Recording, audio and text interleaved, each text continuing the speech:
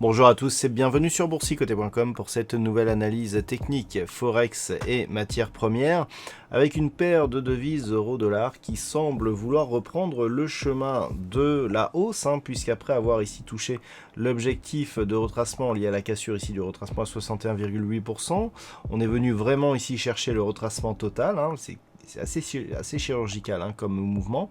Hier, je vous indiquais ici un retour sur la zone des 1.2158 avec une possibilité de neutralisation ici entre 1.2060 et cette zone ici de résistance. Alors, on est reparti à la baisse pour remonter au final assez rapidement. On revient attaquer donc cette zone des 1.2160 avec une tentative de cassure. On le voit très bien ici sur cette bougie. On insiste ici sur ce niveau. Alors, pour l'instant, on est sur une configuration qui s'est neutralisée.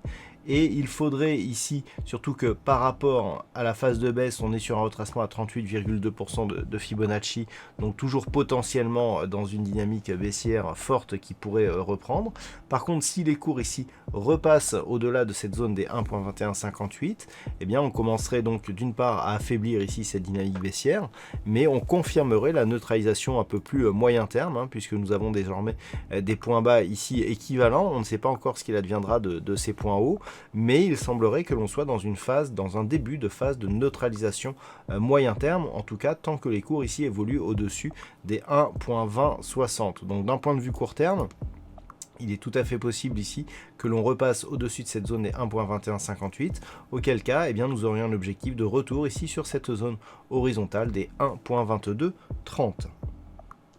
Sur la paire de devises livre sterling contre dollar américain. Hier, je vous présentais la possibilité que l'on avait ici d'avoir une cassure de cette zone ici des 1.37. Alors, c'est ce qui est en train de se produire. Nous avons eu ici énormément de contacts donc sur cette zone de résistance et jusqu'à hier. Et je vous indiquais que en cas de rupture, eh bien, on avait énormément de signaux qui pourraient provoquer une phase d'accélération. Donc c'est ce qui est en train de se produire.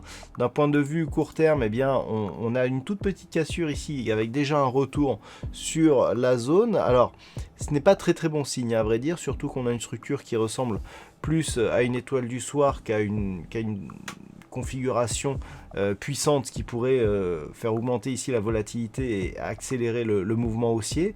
Donc clairement on n'est pas très loin ici d'une réintégration.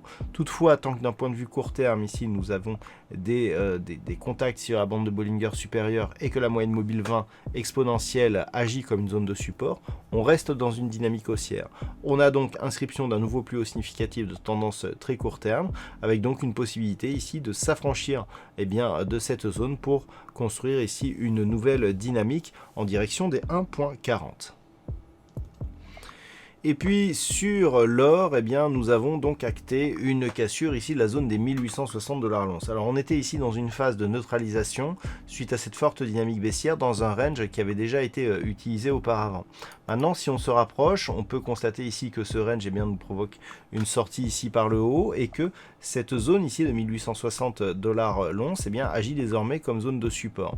C'est très clair d'un point de vue technique, on évoluait bien ici sous la moyenne mobile 20 exponentielle ici en rouge, et puis depuis que l'on a eu ici ce contact sur la bande de Bollinger supérieure, ce contact a permis une cassure donc de cette résistance, et donc pour le moment, on revient sur cette ancienne résistance qui agit comme support.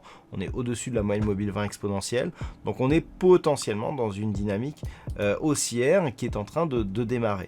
Cette configuration serait confirmée si on parvenait ici à inscrire une nouvelle jambe de hausse qui pourrait rapidement nous emmener ici sur la zone des 1900 $ l'once, et une cassure de cette résistance validerait une possible accélération et poursuite d'un mouvement haussier. Et puis enfin, sur le WTI, nous sommes toujours ici dans une zone de range entre 51 et 53,90 $ le baril. Alors on est peut-être en train de construire ici une structure qui pourrait amener à une cassure ici de cette zone des 53,90. Lorsque l'on observe bien, on a plusieurs niveaux de contact ici sur ce niveau. On a ici deux niveaux à peu près équivalents et une zone ici qui descend légèrement plus bas. Si les cours reviennent ici directement sur cette zone de 53,90 et franchissent celle-ci, on sera sur une configuration qui ressemble un petit peu à... Alors, c'est entre l'épaule tête-épaule inversée et la anse ou la tasse avec anse. Ces configurations ne sont pas strictement similaires, mais l'avantage c'est qu'elles ont le même niveau d'objectif si on transforme ici une rupture de la zone des 5390 points qui équivaudrait à une rupture de la ligne d'eau ou le ligne de coup de l'une ou l'autre de ces structures, auquel cas on aurait ici une amplitude d'environ 2 $ à reporter ici sur cette zone des 54, ce qui nous donnerait donc un objectif à 56 $ l'once. Donc il va falloir surveiller ici cette zone des 53,90. Une rupture ici de cette zone des 52,70 invaliderait cette possibilité et nous laisserait dans une zone d'évolution totalement neutralisée entre 52 et 54 $ le baril. Voilà donc ce que l'on peut dire sur cette analyse technique Forex et matières premières. Je vous souhaite une bonne soirée. On se retrouve dès demain pour d'autres analyses techniques, toujours sur le site boursicoté.com.